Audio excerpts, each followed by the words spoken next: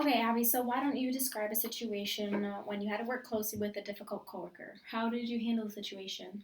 Well, back when I was a CNA, I had a coworker who didn't like to do bedtime cares, and I walked into the room one night and she didn't have any of the washcloths wet or anything dirty. So I explained to her why we need to do them and why it's important. And the second time I went into her room, she still didn't do it. I had another conversation with her about it, and then the third time, she finally started doing the cares, and I think she's continuing to do them to this day. That's good. So were you able to build a relationship with her after that? Yeah, we're good friends. Awesome. Mm-hmm. Talk about a conflict within your healthcare team. What was the conflict and how did you handle it? Well, a couple weeks ago on the med surge floor, I had a coworker who got really upset because she had to sit with a specific patient the last couple days for 12 hours each, and that does get kind of tiring. So I told her that I could switch her on and off every hour, and she was really happy about that. Oh, that's a good way to handle the conflict for sure. Mm-hmm. Describe a time when you were particularly proud of your healthcare team and what was your role? Um, well, at the hospital, we had a patient here for about 2 months who wasn't expected to recover at first, and he we did all the cares like we were supposed to, follow procedure, and he ended up declining quite a bit.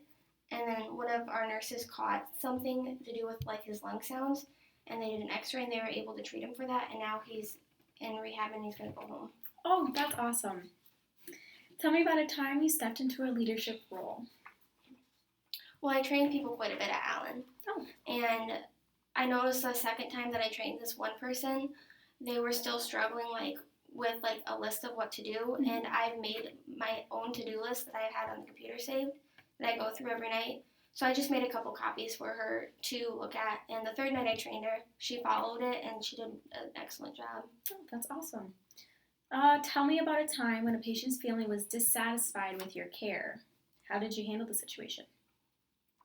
Well, one time I had a patient who was complete bed rest, couldn't get up for anything. Sure. So they had to have bed baths, and the wife of the patient was very upset and almost irate with me. And I explained to her why we can't get him up. Mm-hmm. He had a broken hip, and that this is the best I can do for right now, and it's getting him clean. And she calmed down, but I also went and told my charge nurse what happened. That way she could talk to them too, because, two heads are better than one. True. Always good to get someone else involved in the situation that can help de-escalate it. Yeah. What approach do you take in communicating with people who do not know medical jargon? Give an example of some time you explained medical terminology to someone who's not quite medically trained. Ooh.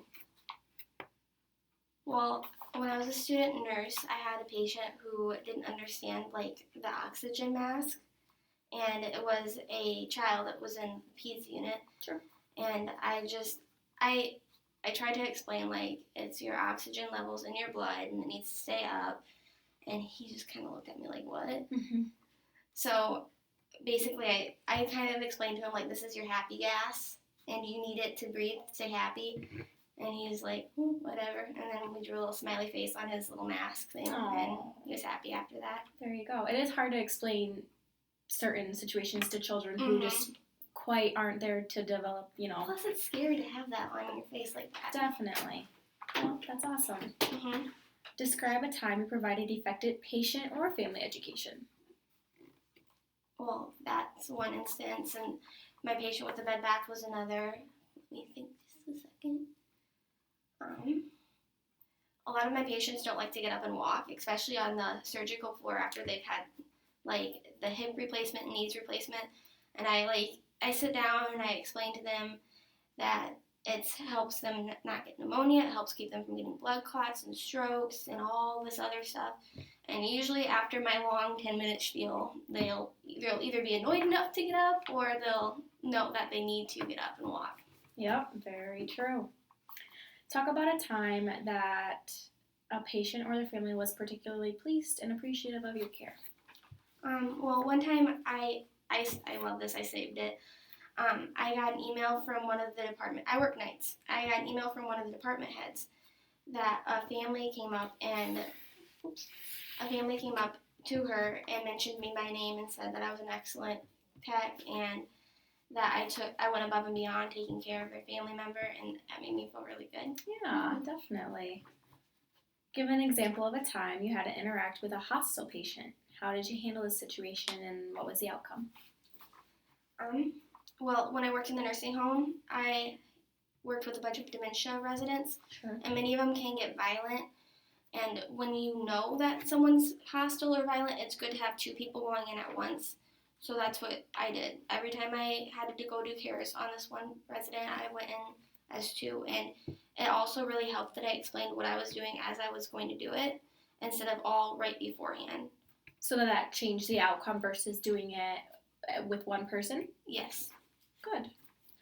And last question here. Describe a time you were faced with a patient who chose not to communicate or disclose important information.